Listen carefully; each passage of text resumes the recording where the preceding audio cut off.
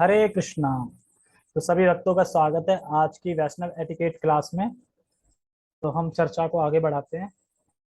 पहले मंगलाचरण करते हैं।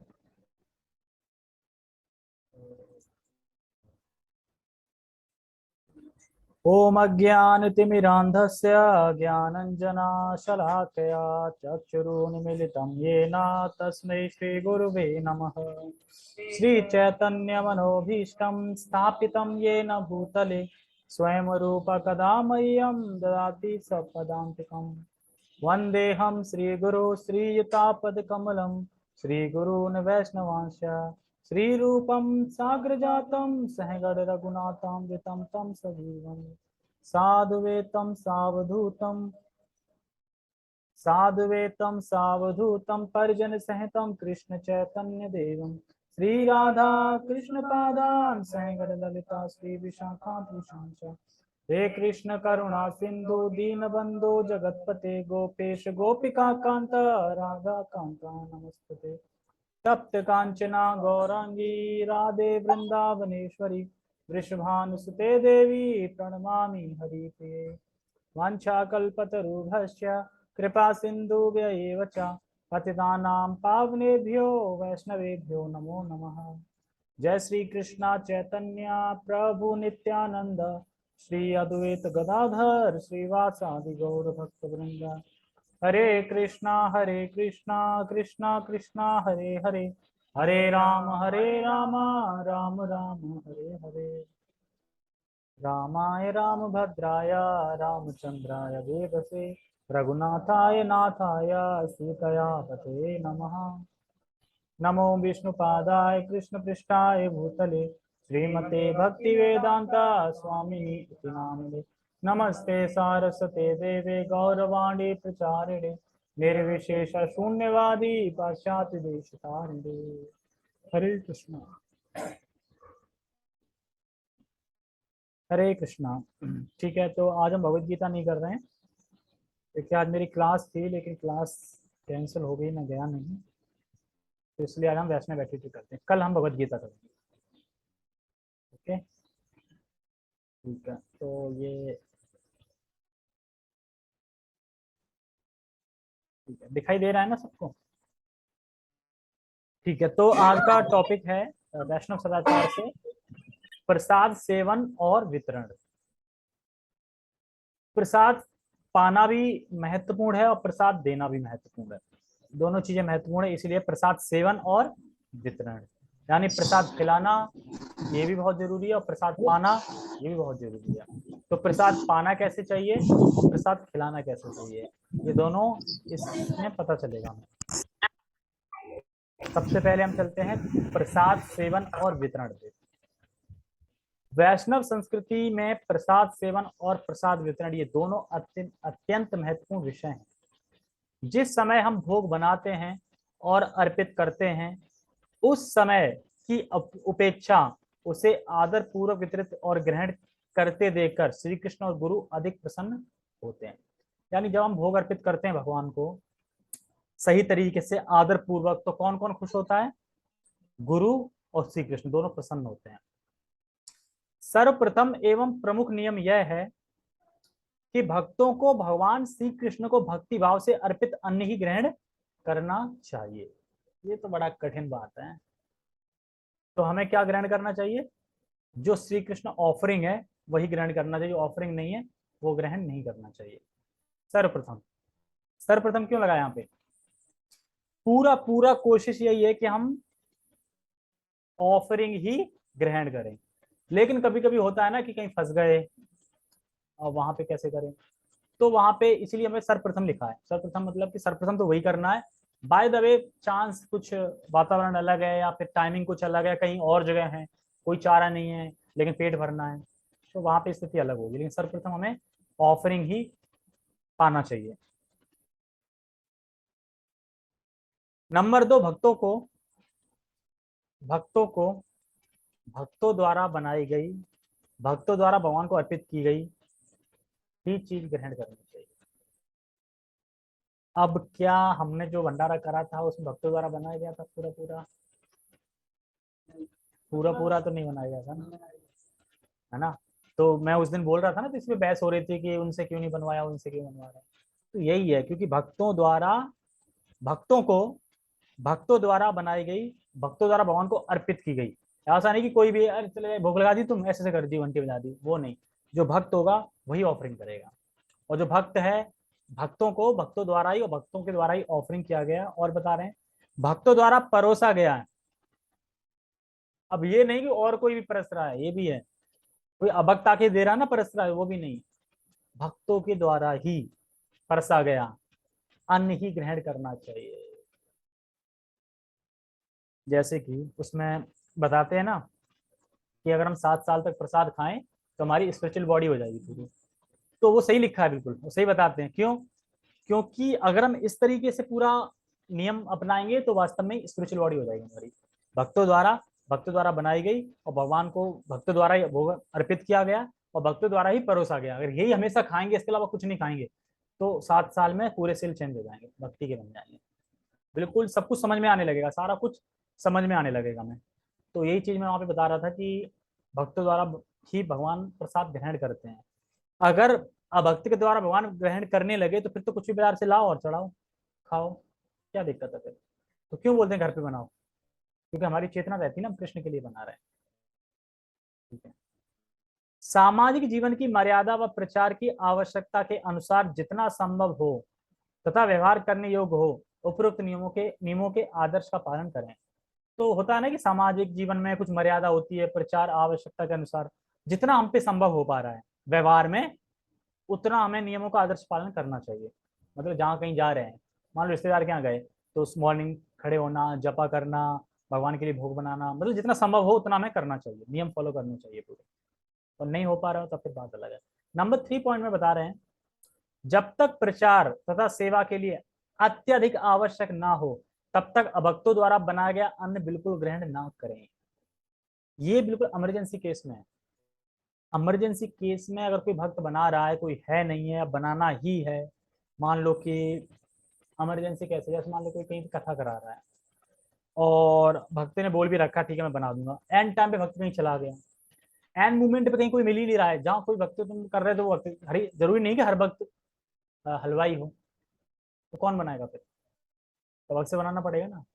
तो ये यहाँ पे बता रहे हैं 3 नंबर पॉइंट पे कि आवश्यक मतलब अत्यावश्यक है कहीं पे, तो ऐसा हो सकता है, लेकिन इतना अत्यावश्यक तो नहीं था ना, हम सब भी कर सकते थे। तुम थे ही तो हम सब मिल जाते, सब भक्त हो जाते। तो हम सब में कोई गुटखा भी नहीं खा रहा था, कुछ नहीं कर रहा था भगवान, लेकिन भगवान ने मुझे लग रहा है कि स्वीकार तो किया है।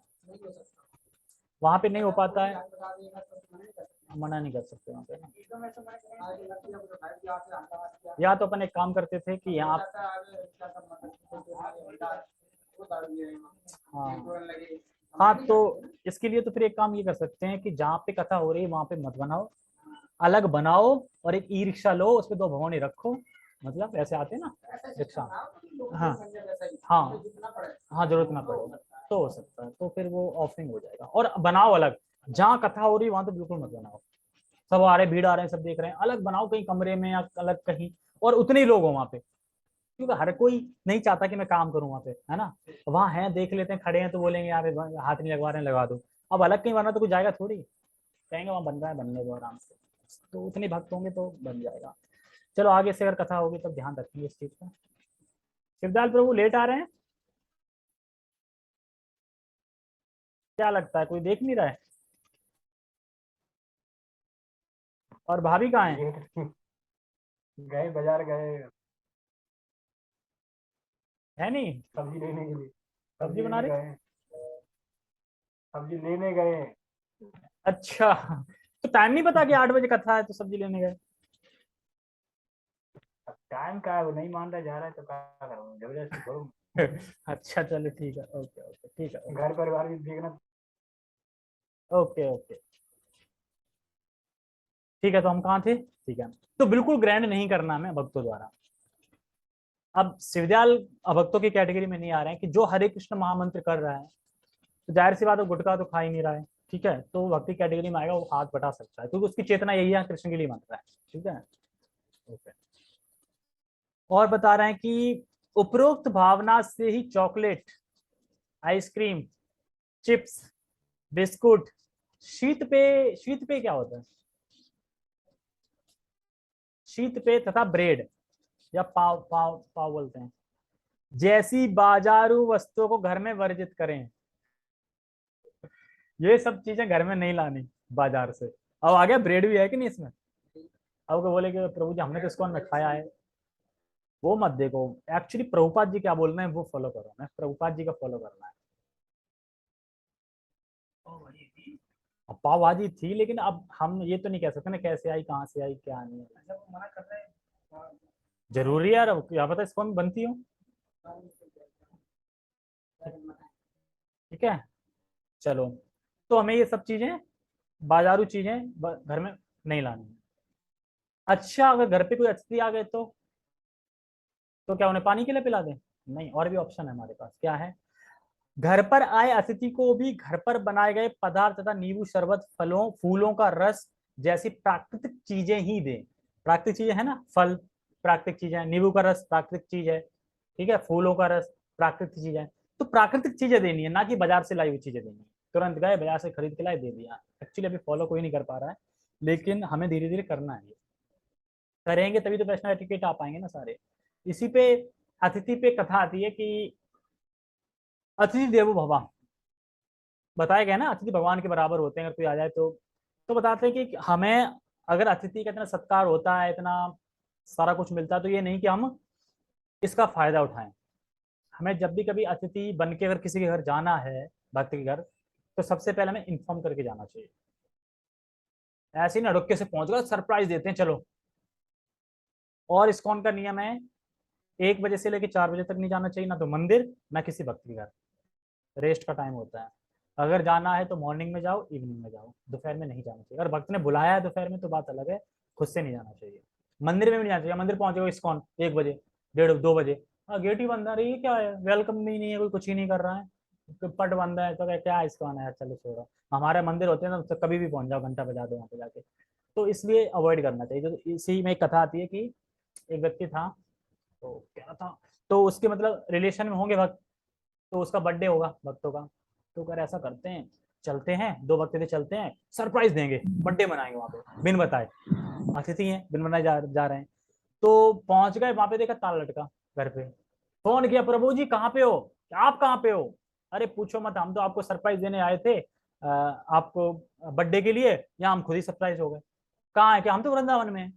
तो ऐसा हो सकता है ना, इसीलिए हमेशा जाएं तो इन्फॉर्म करके जाएं कि मैं आ रहा हूँ। मान लो कि तुम कल जा रहे हो, आज बता दो कि मैं कल आ रहा हूँ, तो वो व्यवस्था कर लेगा। खाने पीने की कोई चीज नहीं होगी तो ले आएगा, बनाने की, घर पे भी साफ सफाई जो करना होगा, सेटअप करना होगा, कर लेगा। अचानक पहुंच गए तो पता चले वहां पे पोछा लग रहा है, सब झाड़ू वंड पड़ा है, कुछ है नहीं घर में, फिर तुम्हारे साथ भेजेगा दुकान पे, जाओ लेके आओगे। तो इसलिए अतिथि को कभी बिन बताए नहीं जाना चाहिए, बता के जाना चाहिए। तो एक बार क्या है कि एक पति पत्नी थे, तो उनके घर से वृंदावन से आए थे एक प्रभु जी, मतलब वृंदावन से आए थे उनके घर पे। तो अब आ गए बिन बताए, अब अतिथि देवो भव। और तो अब उनका खूब सत्कार करते हैं, वो खूब खिलाते पिलाते हैं। अब वो क्या, वो वहीं पे डट के रह गए। अब वो पति पत्नी सोच रहे कब जाएंगे यार, अतिथि हैं ठीक है, 1 2 दिन, 1 दिन 2 दिन 3 दिन, अब तो जाना चाहिए, कब जाएंगे वृंदावन? आज चलो ठीक है, तुम दिल्ली घूमने आ गए, अच्छी बात है, हमारा घर है, जान पहचान है, आ गए, लेकिन समझ थोड़ी हम यहीं पड़े रह जाओ। एक्चुअली दूसरों को कष्ट होता है ना, जब कोई अतिथि ज्यादा दिन रुके तो जो होस्ट है मतलब उसको दिक्कत होती है, वो बता नहीं सकता, तो उसका भी पाप लगता है, क्योंकि उसे कष्ट हो रहा है लेकिन वो तुम्हें बता नहीं पा रहा है। तो हमें सोचना चाहिए। तो फिर उसके बाद वो कहते हैं, ऐसा करते हैं, प्लान करते हैं, ऐसा करते हैं, हम लोग दोनों लड़ाई कर लेते हैं। लड़ाई लड़ाई करेंगे तो वो जब सुनेगा तो हो सकता है फिर चला जाए, अरे इन दोनों खुद ही लड़ाई हो रही है। तो पति दे तमाशा मारता है पत्नी को, तुमने मुझे कैसे मारा, इतनी हिम्मत तुम्हारी, वो उसके मारे गुथम गुथा हो गया दोनों पे। अब वो देख रहा है यार, यहाँ तो लग रहा है माहौल खराब हो रहा है कि हम पे भी ना पड़ जाए। मान लो कि 2 पति पत्नी लड़ पड़े हो, तुम अकेले हो, तो तुम जाने का ही बोलोगे ना, भाई ठीक है हम जा रहे हैं। तो उसने भी यही बोला कि अब ना, अब सही नहीं है, अब माहौल गर्म है, तो अब आप लोग शांत रहो, अब मैं जाता हूँ, मुझे मतलब जाना चाहिए, मुझे जाना चाहिए। तो कह ठीक है जाओगा। तो अब वो जैसे ही वो अपना ले ला के मतलब बैग वैग करके ऐसे ही बाहर जाते हैं, तो पति बाद में पूछता है ज्यादा तो नहीं लगी, मैं मजाक कर रहा था। पत्नी कहती मैं भी तो मजाक कर रही थी। इतने वो दरवाजा खटखटा था कि मैं भी तो मजाक कर रहा था, मैं कौन सा गया हूँ अभी। तो इतना वो नहीं करना चाहिए। और एक चीज और, अतिथि के ऊपर एक चीज और हमें ध्यान रखनी चाहिए कि जब भी किसी के घर जाएं हम, तो कुछ ना कुछ दे के जाएं, दे के आए वहां से। वरना एक टुकड़ा अगर चावल भी खाया ना किसी के घर का, तो वो चुकाने के लिए भी जन्म लेना पड़ेगा। अगर हम ये सोच रहे हैं ना पूरी जिंदगी भक्ति करी, दूसरे घर गए, वहां पे खाया पर तुमने कुछ बताया नहीं है, तो भक्ति के बारे में बताओ, या कुछ दान वान दो, पैसा वैसा दो, या कुछ फ्रूट फल ले जाओ, मतलब कुछ ना कुछ दे के आओ वहां पे, तो वो बराबर हो जाता है मतलब। ठीक है, लेकिन अगर तुम कुछ भी दे के नहीं गए और खाली खा पी के आ गए, तो वो फिर कर्म चढ़ेगा ही चढ़ेगा, उसका जन्म मिलेगा नहीं। प्रशांत मुकुंद प्रभु भी बोलते हैं कि मुझे अक्सर फोन आते हैं, प्रभु जी आ जाइए, कभी खाना खाने आइए हमारे घर पे भी। तो कहते हैं कि कुछ स्पेशल है क्या, कथा है, नहीं, अच्छा कुछ बर्थडे बर्थडे है, नहीं, कुछ खास प्रोग्राम है, नहीं, तो ठीक है तो नहीं आ रहा मैं। कथा होगी तो मैं कथा करूंगा, या कुछ और स्पेशल हो प्रोग्राम तो मैं वो करूंगा। तो ऐसा नहीं कि मैं आया खा के चला गया, तो ये कभी नहीं करना चाहिए। कहीं जाएं तो कुछ ना कुछ दे के आए, हरि नाम के बारे में बता के आए, भगवान के बारे में बता के आए, ये सब हमें करना चाहिए। ठीक है, आगे बढ़ते हैं। यदि संभव हो तो रात को दही एवं मटर यानी बटाना का सेवन ना करें। रात में दही नहीं करना चाहिए। तो ये बटाना, मटर बटाना क्या होता है, इसमें लिखा है मटर और ब्रैकेट में बटाना, बटाना क्या होता है, का सेवन ना करें, होता होगा कुछ। ठीक है, यात्रा में अथवा विकल्प ना होने पर चुनी हुई बाजारू वस्तुएं खरीदें। अगर हम अभी यात्रा पे जा रहे हैं तो कोई विकल्प नहीं है हमारे पास, रास्ता नहीं है, तो हम क्या खरीद सकते हैं वो सुन लो। बाजारू वस्तुओं की अपेक्षा खाने का डब्बा घर पर तैयार खाद्य सामग्री से भरा। मतलब फिर भी क्या है कि बाजारू से अच्छी चीज क्या है कि तुम घर पे एक डब्बा रखो, उसमें पैकिंग रखो, ले जाने के लिए प्लास्टिक के डब्बे में पैक करके रखो, कुछ भी जो तुम खाना चाहो रास्ते में, घर से होना चाहिए। और बता रहे हैं डब्बा तैयार रखें, अथवा फल, फल खा सकते हैं, दाना खा सकते हैं, दूध खा सकते हैं, पी सकते हैं, तथा सूखा हुआ खाद्य पदार्थ साथ में लेना उत्तम है। मतलब सूखी चीज खा सकते हैं, जैसे फ्रूट फल चना, ठीक है, दूध वगैरह, ये सब चीजें वैसे ले सकते हैं।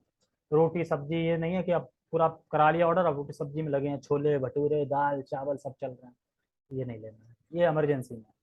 कभी कभी प्रचार या सेवा के लिए अथवा व्यवसायिक कारणों से लंबे प्रवास के दौरान भोजनालय अथवा होटल में जाना पड़ता है।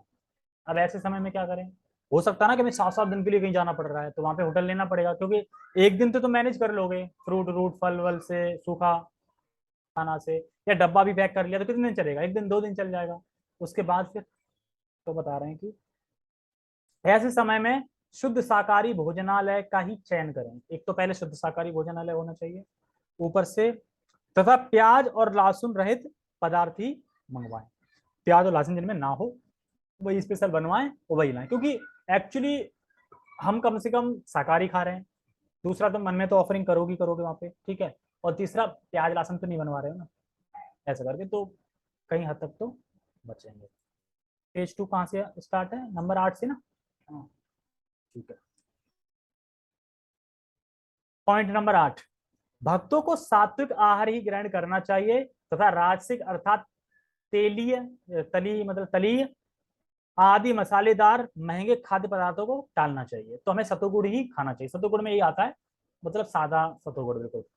और रजोगुण में कौन सा आता है, ज्यादा चाट पकौड़े, तीले पकौड़े, और जो मांस हुआ, सड़ा हुआ खाना हुआ, एक एक रात रखा हुआ खाना हुआ, वो तमोगुणी में आता है। इसी तरीके से इस्कॉन में ज्यादातर ऐसे मतलब जो बाजारू चीजें ना वो क्यों पैकिंग की मना करी गई हैं, क्योंकि वो बन के रखी होती हैं बहुत टाइम की। ब्रेड कब से रखी होती है पता है, वो पन्नी में। ओके, तो इसलिए इस्कॉन में कोई ऐसी चीज नहीं कि तुम बना ना पाओ, जितनी बाहर चीजें सब सीख सकते हो, पूरी इस्कॉन की किताब आती है, तुम उसमें बाकायदा पूरी रेसिपी दी है, कैसे कैसे बनानी है, तुम ब्रेड बना सकते हो, सब कुछ घर में बना सकते हो।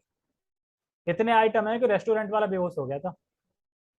कौन सा रेस्टोरेंट है, छोटा मोटा नहीं, जैसे अपना ये हल्दीराम हलवाई हुए, हल्दीराम हुआ ये, और बीकानेर हुआ, नत्थू है, ये लोग बेहोश हो गए थे वो रेसिपी देख के स्कॉन की। इतने आइटम, इतने तो हम ही नहीं बना सकते, इतने आइटम है स्कॉन बनाने के लिए। ठीक है, घर पर प्रसाद योग विधि से भगवान को अर्पित किया हुआ हो। इसमें बोले परिष्ठ 3 देखें, परिष्ठ 3 देखे का मतलब यह है कि जब हम अच्छे विधि से भोग बनाते हैं तो अर्पित कैसे करना है। तो उसका जो मंत्र है, नमो विष्णुपादाय कृष्ण प्रसाद, 3 बार, 3 बार नमो महावद्दानाय, 3 बार नमो, नहीं, हाँ 3 नहीं, 3 बार तो नमो विष्णुपादाय, फिर नमो महावद्दानाय 3 बार, नमो ब्राह्मणाय गौ ब्रह्मा नित्याचा 3 बार, और फिर जय श्री कृष्ण चैतन्य हरे कृष्ण मंत्र। तो ये परिशिष्ट 3 देखे लिखा ना, ये वही मंत्र लिखे हैं, ठीक है। एक बार कर सकते हैं, ये उसके लिए कोई त्रुटि रह गई हो, कुछ रह गई तो पूर्ण करने के लिए, हाँ वो सब 3 बार, 3 बार, ठीक है। अभी टाइम है हमारे पास, एक पेज और कर, एक सेकंड में देख लूँ, ठीक है एक और कर लेते हैं, थोड़ा जल्दी जल्दी कर लेते हैं। अब आ जाओ प्रसाद वितरण में, अभी चल रहा था प्रसाद खाने में, अब वितरण में। यदि संभव हो तो दीक्षित भक्ति ही प्रसाद का वितरण करें। वितरण करने वाले भक्तों का मन, क्या 10वां लिया नहीं मैंने, अच्छा परिवार के सभी सदस्यों के प्रसाद ग्रहण कर लेने के पश्चात बचा हुआ प्रसाद संभव हो तो अगले भोजन के लिए सुरक्षित रखने, अन्यथा बाहर जरूरतमंद लोगों में वितरित कर दें। प्रसाद ग्रहण कर लिया सबने, उसके पश्चात प्रसाद बचा हुआ तो संभव हो तो अगले भोजन के लिए सुरक्षित रख लें उसे सही जगह पे, और नहीं तो फिर किसी जरूरतमंद जिसको चाहिए उसको जरूरतमंद को दे दें, ठीक है। यदि संभव हो तो दीक्षित भक्ति प्रसाद का वितरण करें। वितरण करने वाले भक्तों का मन, शरीर, आदतें और स्वच्छ एवं शुद्ध होने चाहिए। वितरण के समय जितना हो सके उच्च स्वर में बोलने को टालना चाहिए, ज्यादा तेज नहीं बोलना चाहिए, और स्वच्छ कपड़े होने चाहिए। ज्यादातर हो जो दीक्षित भक्त हो वही प्रसाद वितरण करें। प्रसाद बांटने का क्रम क्या है, अब ये देखो इस्कॉन में सबसे पहले पानी देना चाहिए। जब गौड़ी वैष्णव प्रसाद बांटते हैं तो वे कटु सब्जी, शुक्ता या शाक से आरंभ करते हैं, मतलब पहले सब्जी वब्जी देते हैं, आरंभ करते हैं। उसके पश्चात दाल या तले पदार्थ जैसे पकौड़े इत्यादि परोसे जाते हैं। उसके पश्चात रायता या चटनी परोसी जाती है, और अंत में क्या आता है, मीठा मिलता है ना इसको, अंत में मिलता है ना बाद में, किसी किसी तो आधा पेट भर चुका होता है उसके बाद दिखता है ऐसा ये मीठे में, है ना।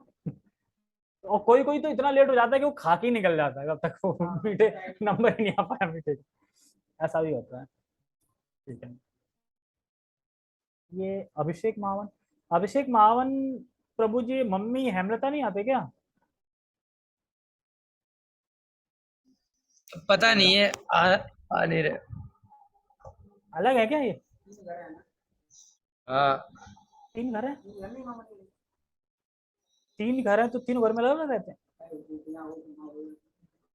अच्छा ओके ओके ठीक है, तो फोन तो साथ में होगा।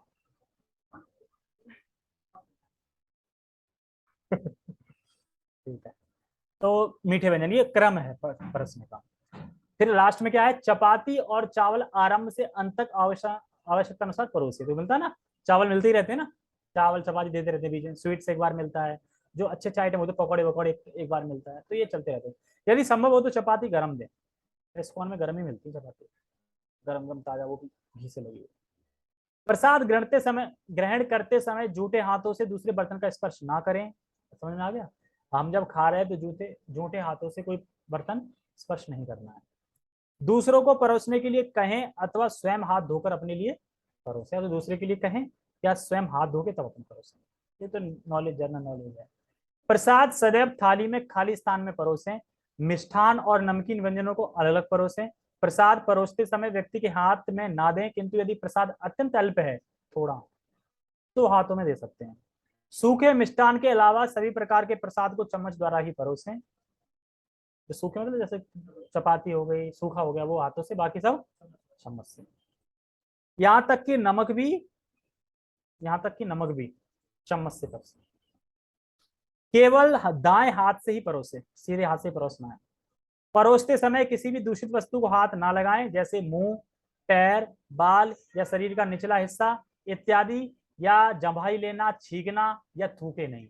और ये सभी काम वहां हो रहे होंगे परस्पर, कोई यहाँ हाथ लगा रहा होगा, कोई कहाँ हाथ लगा रहा होगा, खुजा रहा होगा, कोई थूक रहा होगा, अब पुड़िया खा रहे तो थूके भी रहे होंगे इधर उधर जाके, तो ये सब नहीं करना है। इसी से स्वच्छता बनती है। जब स्वच्छता बनती है तो हमारा हृदय फिर शुद्ध होता है, क्योंकि ये सब चीज फॉलो करेंगे तो स्वच्छ हो गया, एकदम बिल्कुल स्वच्छ हो गया।